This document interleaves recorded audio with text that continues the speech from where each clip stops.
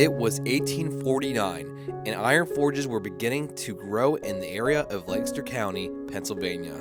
And in South Lancaster County, Reeves Abbott and Company was making a forge that was built for the Pennsylvania Railroad as the Safe Harbor Ironworks. The area around it was found to have an abundance of iron ore and was the perfect place for the forge. Along with that, they made access canals for the river to transport the iron goods through the Conestoga and Susquehanna rivers along the construction of the historical Safe Harbor Village. If you would look now on Google Maps, you would see a tennis court that covers an acre where the main building that was the rolling mill was located. The rolling mill was specifically to roll metal into its desired thickness for the rails for the railroad.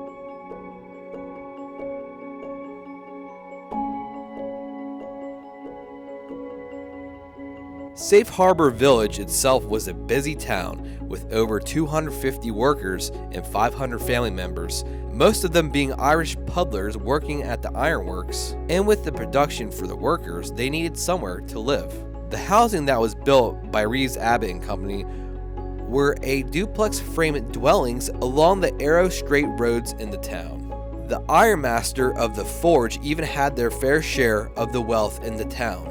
They had a mansion that actually predates the village at being built in 1725 with tons of beautiful stone, which has now been restored to a beautiful home in today's time.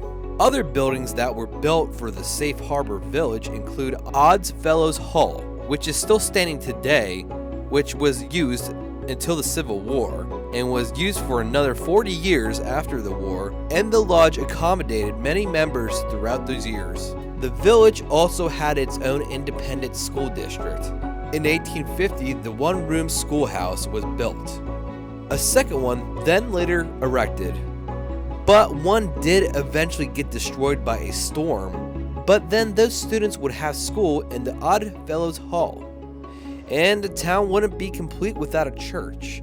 In Safe Harbor, they had St. Mary's Immaculate Conception Catholic Church, which can still be seen today, but only as stone ruins.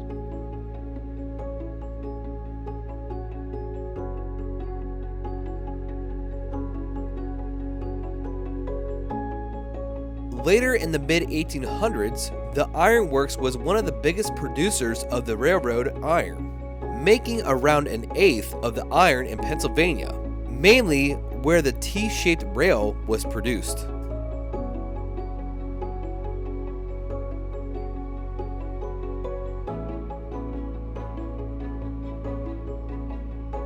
Then the Civil War began in 1861, where the mill ended up changing its production to cannons for the Union Army. Those cannons specifically being the Dahlgren gun, which were muzzle-loaded cannons invented by Rear Admiral John A. Dahlgren. His invention was from an accidental explosion that he witnessed in 1849, while a 32-pounder was being tested for accuracy. During that test, the cannon exploded, causing the death of the gunner operating it. He thought that there would be a safer and more powerful cannon that could be invented with a better design.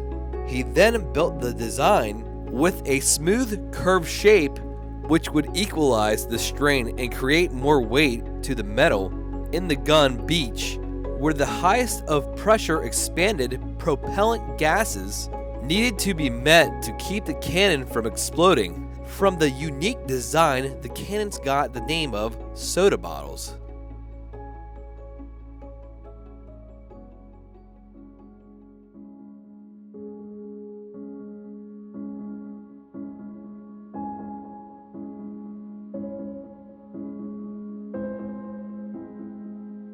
Unfortunately, eventually, the town had its share of bad luck that would lead to its demise. Weeks before the end of the Civil War and the surrender of General Lee, the year of 1865 was coming along when a great flood hit and destroyed the canal facilities along all the connecting rivers such as the Susquehanna and Conestoga, even destroying a bridge along the way. Since there was little way to get supplies, and to ship any goods to the town started to deteriorate, along with its ironworks, until 1877, when it was reignited and was used to make puddled iron, which would then be converted to high-quality wrought iron. But the ironworks was eventually closed and was left abandoned in 1894. Yet the town still survived for a while. The town still around with people had a match factory and a machine factory that was contracted with the Enola low-grade rail line, so everything was still surviving for a while, until the winter of 1904.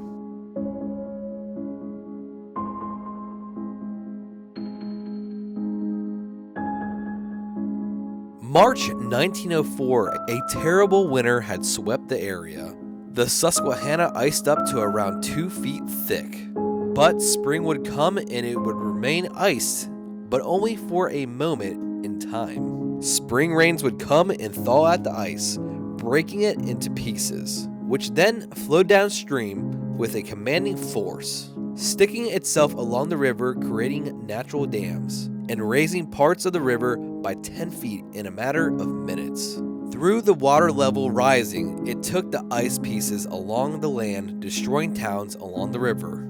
The Conestoga began to be blocked by the ice and water with the ice, and the water with the ice began to clog up and go into Safe Harbor Village. The iceberg-sized pieces went and plowed down all 79 homes in the village, forcing families to stand on their roof to avoid the same fate as their homes. Also, a stone arch railroad bridge was taken 3 miles into the Conestoga River near Millersville. After the event, the people of the village had no choice but to sell their home for only $30 apiece. With that, the village of Safe Harbor ended and became a part of history.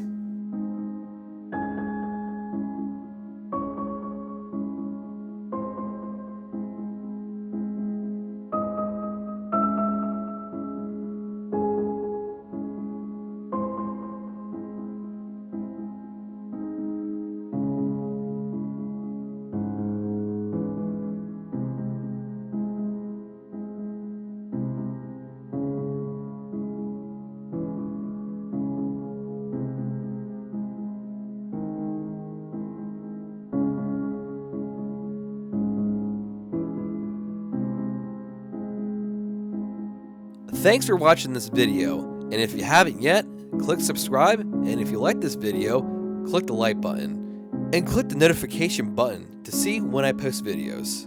And I'll see you on the next video.